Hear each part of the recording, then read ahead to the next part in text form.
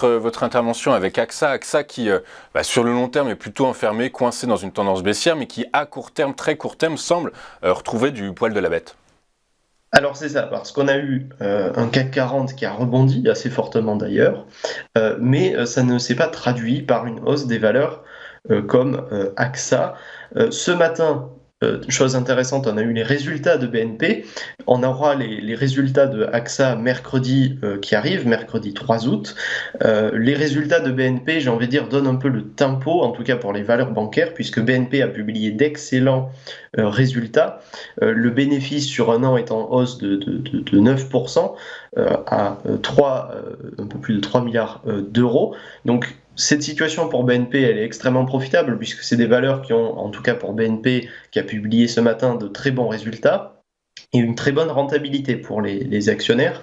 Mais il faut dire quand même que le secteur bancaire peine à rebondir parce qu'en cas de crise économique ou de crise financière, ce serait une des premières lignes, il faut dire ce qui est aussi.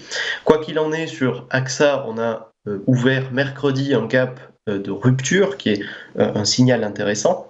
J'étais revenu il y a un peu plus d'un mois, je crois, ou peut-être un peu plus sur le titre AXA en disant justement que le support majeur, le support clé, c'était le support des 21 euros, qu'on a validé d'ailleurs, et qui s'est accompagné aussi d'un signal également fractal, donc ce qui laissait suggérer un rebond du titre qui s'est confirmé. Donc ce matin, on est en légère hausse. On verra mercredi ce que fera le titre.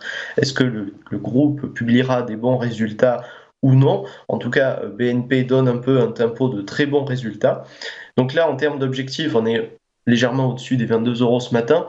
Le prochain objectif, c'est 22,70 euros, qui correspond tout simplement à l'objectif du dernier double bottom. Et ensuite, au-delà de ça, on a les 23,60 euros qui correspondent tout simplement également à la dernière résistance majeure. Maintenant, c'est difficile d'imaginer un retour fortement haussier du titre, pour l'instant en tout cas, parce qu'on est tout juste dans la sortie d'une configuration baissière, si c'est le cas en fait. Mais ça sera une valeur qui va suivre ou non le CAC 40 par effet de rattrapage en fait dans les semaines qui viendront. Donc à surveiller parce on a éventuellement des signaux intéressants. Quoi qu'il en est, à long terme, ce sont des valeurs qui, comme je le disais, donnent des rentabilités très intéressantes sur des niveaux de cours qui aujourd'hui sont assez intéressants.